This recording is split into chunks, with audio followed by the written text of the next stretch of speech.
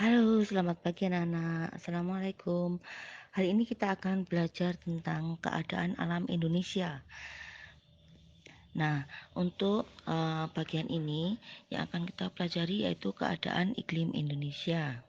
Alam Indonesia dikenal sangat indah dan kaya akan berbagai sumber daya alam. Tidak heran jika banyak wisatawan dari berbagai negara tertarik dan datang ke Indonesia. Keadaan pariwisata pun berkembang di sejumlah wilayah seperti Bali, Yogyakarta, Lombok, dan lain-lain, sehingga mendatangkan keuntungan ekonomi yang tidak sedikit. Pernahkah kamu datang ke tempat-tempat wisata di daerah tersebut? Jika memungkinkan, berwisatalah ke daerah wisata di Indonesia sebelum berwisata ke negara lain. Keindahan alam Indonesia dapat kamu nikmati juga di wilayah tempat tinggalmu. Lihatlah indahnya pemandangan yang Tuhan telah berikan kepada kita, berupa hutan, sungai, danau, gunung, dan pegunungan yang tampak mempesona. Ingatlah, keindahan tersebut tidak semua negara memilikinya. Banyak negara yang sebagian wilayahnya hanya berupa padang pasir, hamparan es, padang rumput, dan lain-lain. Keadaan alam Indonesia dapat dikelompokkan menjadi dua bagian, yaitu keadaan fisik wilayah serta keadaan flora dan fauna. Keadaan fisik wilayah terdiri atas keadaan iklim dan keadaan bentuk permukaan bumi atau kondisi fisiografis yang kemudian akan menentukan jenis tanahnya. Sementara keadaan flora dan fauna menyangkut jenis keragaman dan sebarannya. Keadaan iklim Indonesia. Letak astronomis Indonesia yang berada di wilayah tropis membuat Indonesia beriklim tropis. Apa yang menjadi ciri iklim di daerah tropis? Ciri iklim tropis adalah suhu udara yang tinggi sepanjang tahun, dengan rata-rata tidak kurang dari 18 derajat Celcius, yaitu sekitar 27 derajat Celcius. Di daerah tropis tidak ada perbedaan yang jauh atau berarti antara suhu pada musim hujan dan suhu pada musim kemarau.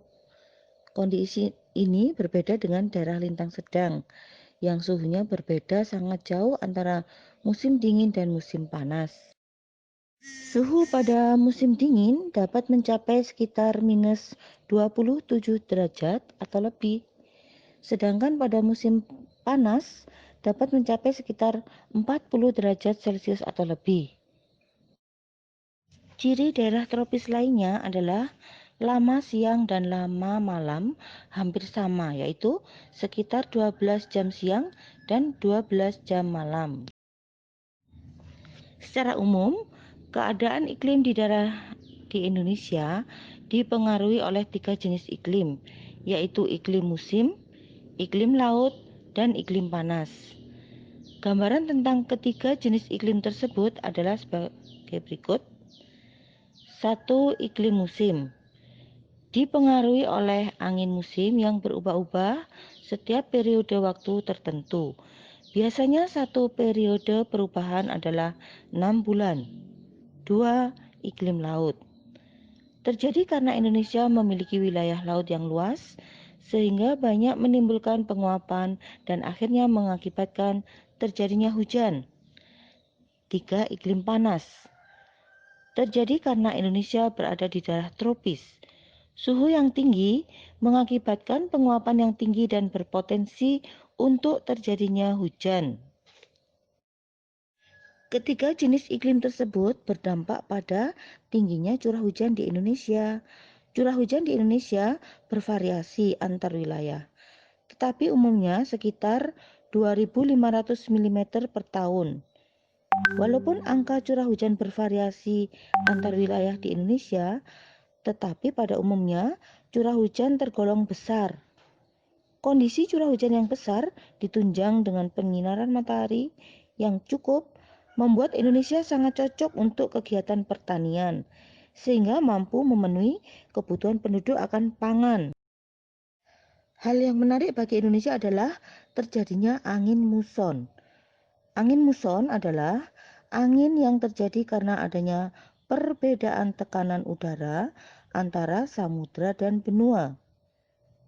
Pada saat samudra menerima penyinaran matahari, Diperlukan waktu yang lebih lama untuk memanaskan samudra. Sementara itu, benua lebih cepat menerima panas.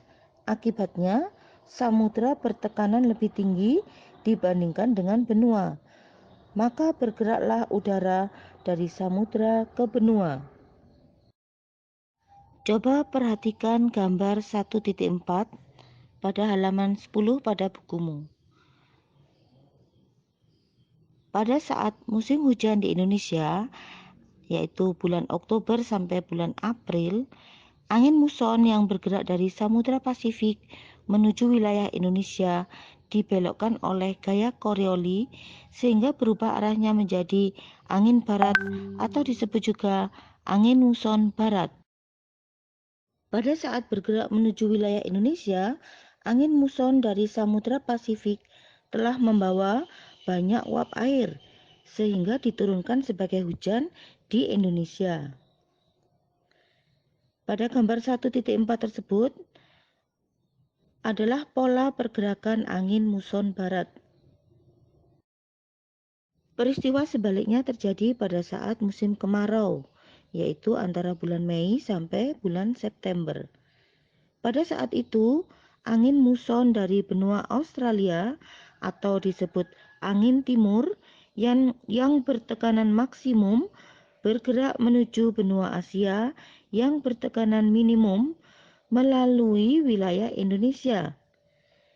Karena benua Australia sekitar 2/3 wilayahnya berupa gurun, udara yang bergerak tadi relatif sedikit uap air yang dikandungnya. Selain itu, udara tadi hanya melewati wilayah laut yang sempit antara Australia dan Indonesia, sehingga sedikit pula uap yang dikandungnya. Pada saat itu, di Indonesia terjadi musim kemarau. Perhatikan gambar 1.5 pada halaman 11 di bukumu untuk melihat arah pergerakan angin muson timur. Gaya Coriolis adalah gaya semu akibat pengaruh rotasi bumi sehingga angin seolah-olah dibelokkan ke arah kanan dari belahan bumi utara atau BBU dan dibelokkan ke kiri dari belahan bumi selatan atau BBS. Pada musim hujan, petani Indonesia mulai mengerjakan lahannya untuk bercocok tanam. Jenis tanaman yang ditanam adalah tanaman yang membutuhkan air pada awal pertumbuhannya, contohnya padi.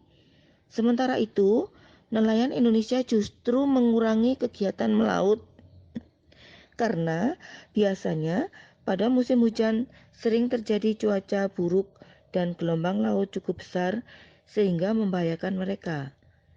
Ikan juga lebih sulit ditangkap sehingga terjadi kelangkaan pasokan ikan dan akibatnya harga ikan lebih mahal daripada biasanya. Musim hujan tentu tidak banyak berpengaruh pada aktivitas masyarakat Indonesia yang pekerjaannya tidak berhubungan langsung dengan alam, misalnya pegawai atau karyawan. Pada saat musim kemarau, sebagian petani terpaksa membiarkan lahannya tidak ditanami karena tidak ada pasokan air.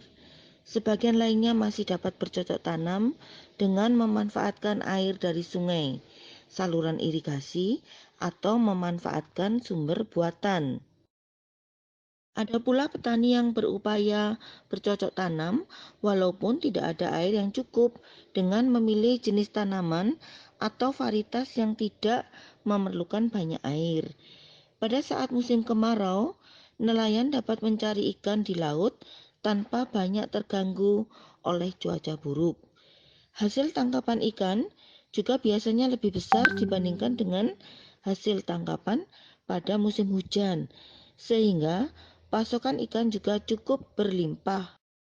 Pola angin muson yang bergerak menuju wilayah Indonesia pada saat angin barat dimanfaatkan oleh nenek moyang bangsa Indonesia untuk melakukan perpindahan atau migrasi dari Asia ke berbagai wilayah di Indonesia. Perahu yang digunakan untuk melakukan migrasi tersebut masih sangat sederhana dan pada saat itu masih mengandalkan kekuatan angin, sehingga arah gerakannya mengikuti arah gerakan angin muson. Keadaan iklim pada saat nenek moyang datang ke Indonesia tentu berbeda dengan keadaan iklim saat ini. Namun, secara umum dapat dikatakan bahwa keadaan curah hujan saat ini tergolong tinggi, tetapi tidak merata. Ada wilayah dengan curah hujan yang tinggi, tetapi ada juga yang sebaliknya. Untuk mengetahui sebaran curah hujan di Indonesia, dapat kalian lihat pada peta 1.6 pada halaman 12 di bukumu. Perhatikanlah sebaran curah hujan pada gambar tersebut. Untuk memperoleh informasi tentang intensitas curah hujan, kamu dapat melihat legenda atau keterangan peta. Warna hijau menunjukkan curah hujan yang kurang dari 1000 mm per tahun. Warna ungu menunjukkan curah hujan antara 1000 sampai 4000 mm per tahun. Dan warna kuning menunjukkan curah hujan lebih dari 4000 mm per tahun. Anak-anak, tahukah kamu kota di dunia dengan curah hujan tertinggi? Ya, kota Cilaos di Pulau Reunion merupakan kota dengan curah hujan tertinggi di dunia, yaitu 1870 mm per bulan. Coba cari pada peta lokasi kota tersebut.